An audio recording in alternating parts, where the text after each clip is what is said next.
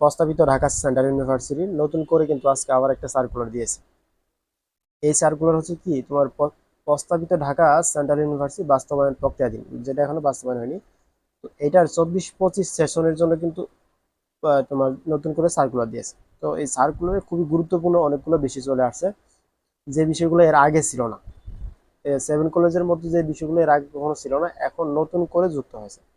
আচ্ছা চলো আমরা দেখি। দেখো, এখানে একটু খেয়াল করে দেখো তোমরা যে তোমরা যারা আহ, এইবার অ্যাপ্লাই করবা, তার মানে তোমাদের অ্যাপ্লাই শুরু হয়েছে আজকে 3 আগস্ট। 3 আগস্ট 12টা থেকে, এই যে 12টা থেকে 10 আগস্ট তোমার রাত 11টা 59 মিনিট পর্যন্ত, অর্থাৎ 12টা পর্যন্ত এই অ্যাপ্লিকেশনের টাইম রয়েছে।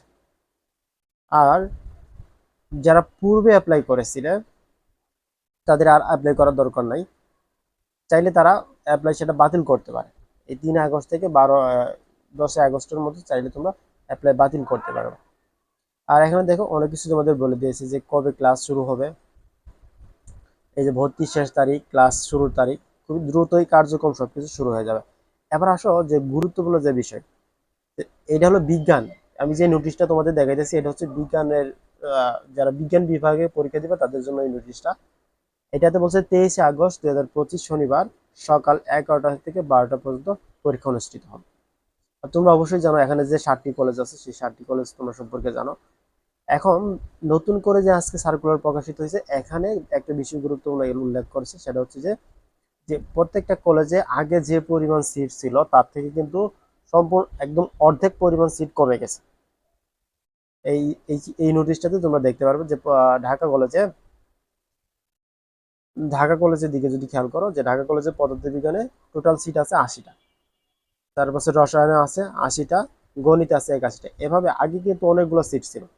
এরপরে ইডেন কলেজে কতগুলো আছে এটা কি জানো তোমরা, যে ইডেন কলেজ আর বজরুন্নেসা কলেজ এই দুটো শুধু মেয়েদের জন্য, আর ঢাকা কলেজ শুধু ছেলেদের জন্য, বাকি 4টা কলেজ সবার জন্য, ছেলে মেয়ে উভয়ের জন্য। এরপর আসো যে আচ্ছা কলেজের সিটগুলো তোমরা চাইলে দেখে নিতে পারবো। আমি এই তোমার এই নির্দেশিকার লিঙ্কটা আমি ডেসক্রিপশনে দিয়ে দেবো, ওখান থেকে দেখে নিও। এরপর তোমাকে জানতে হবে যে প্রাথমিক আবেদনের কথা কিছুক্ষণ আগে বললাম, যে তোমার 3 আগস্ট থেকে 10 আগস্ট পর্যন্ত চলবে। আচ্ছা, এবার কোন ওয়েবসাইট করবো, এই যে ঢাকা সেভেন কলেজের যে আগের যে ওয়েবসাইটটা ছিল সেটাতে, এই যে ওয়েবসাইটে প্রয়োজন আমি এই ওয়েবসাইটের লিঙ্ক তোমাদের কমেন্টে দিয়ে দিবনি, সেখান থেকে তোমরা দেখে নিয়ে অ্যাপ্লাই করতে পারবা। এবার আসো যে আগে যে নিয়ম ছিল সেই নিয়মের ব্যতিক্রম জিনিসটা হচ্ছে যে এই জায়গাতে এখানে হলো ব্যতিক্রম। এখানে ব্যতিক্রম কি, আগে তোমার কোনো ছিল না, তোমার কোনো নেগেটিভ মার্কস ছিল না, আর কিছু ছিল। এখন কিন্তু তোমার নতুন করে নেগেটিভ মার্ক যুক্ত হয়েছে। তার মধ্যে তোমরা অবশ্যই এটা জানো যে তোমাদের এসএসসি এবং এইচএসসি মিলে টোটাল জিপিএ 7 হইতে হবে, যোগফল। এইটা হলে তোমরা অ্যাপ্লাই করতে পারবা। আর কবে থেকে, যারা এসএসসি পরীক্ষা দিয়েছো 2019 সালে এবং এইচএসসি 2023 অথবা 24-এ দিয়েছো, তারা অ্যাপ্লাই করতে পারে। এবার কিন্তু অবশ্যই সেকেন্ড টাইম থাকতেছে। এরপর আচ্ছা ভর্তি পরীক্ষা, এটা তো বলছি কবে হবে। বিজ্ঞানের ভর্তি পরীক্ষা 23 আগস্ট অনুষ্ঠিত হবে 11টা থেকে 12টা পর্যন্ত।